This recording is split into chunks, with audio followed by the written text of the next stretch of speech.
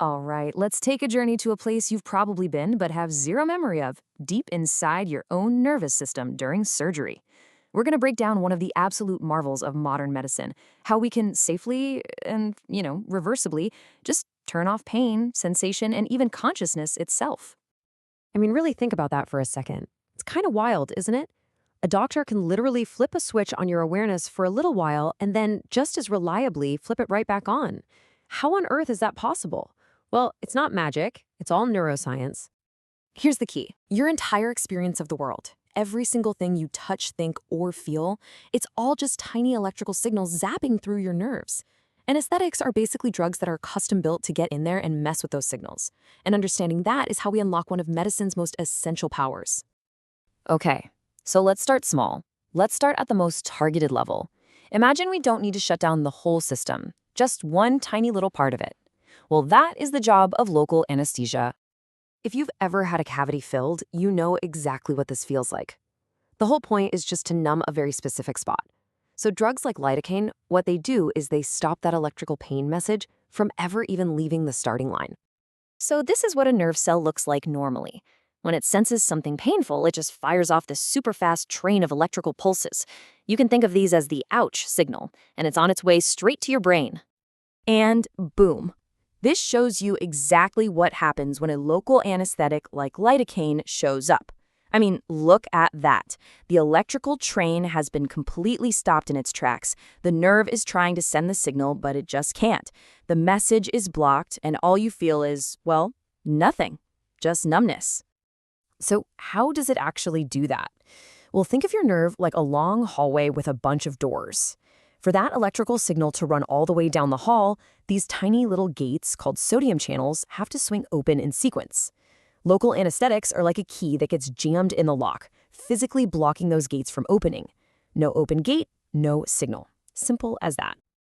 So that's how we handle one little nerve. But how do we scale this up? What if we need to numb more than just a tooth? What if we need to block sensation from an entire region of your body? Well, that's where regional anesthesia comes into play. The most famous example of this is, of course, an epidural during childbirth. The anesthetic gets injected right near the spinal cord, and it basically blocks all the nerve signals from the lower body before they even have a chance to get to the brain. Now, the key difference here is that the patient is still totally conscious. But since being awake for all that can be pretty stressful, doctors will often pair this with a sedative. And sedatives, they work in a completely different and pretty fascinating way. See, instead of blocking signals out in the body, sedatives go straight for the main control center, the brain. They basically find the brain's natural brake pedal system, these things called GABA receptors, and they just push down on them harder. This basically turns up the volume on the brain's own calming signals, which reduces all the chatter and makes you feel relaxed, maybe even a little sleepy. And that brings us to the final level, the real deep end of the pool, general anesthesia. This isn't just about blocking pain or making you drowsy.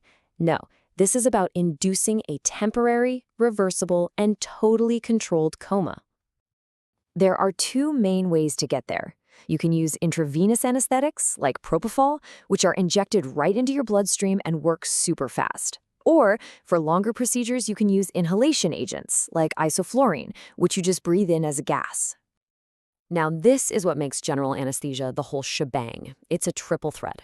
It doesn't just block pain like a local anesthetic does. It creates a total lack of awareness. It relaxes every muscle in your body, and it just wipes out all sensation everywhere. It's a pretty remarkable display of total but temporary control over the system. Okay, so we've seen how all these different anesthetics work on different scales.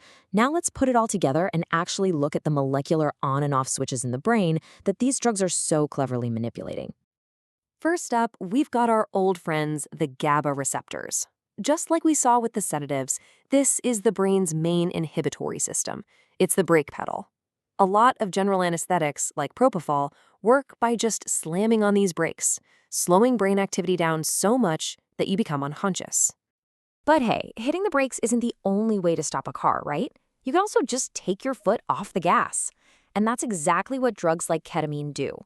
They target what are called NMDA receptors, which are a huge part of the brain's excitatory or gas pedal system. So by blocking these, you're reducing the go signals, which, surprise, surprise, also results in profound anesthesia. And this table just pulls the whole story together beautifully. What you're looking at isn't just a list of drugs, it's a super sophisticated medical toolkit. You've got your local anesthetics that block the sodium channel gates, you've got sedatives that press the GABA brake pedal, you have others that lift the foot off the NMDA gas pedal, and some of those inhaled anesthetics even mess with potassium channels, which makes the nerves harder to even start up in the first place. 4 different molecular switches, each giving doctors this incredible, precise control over our nervous system. When you step back, the science is just mind-blowing.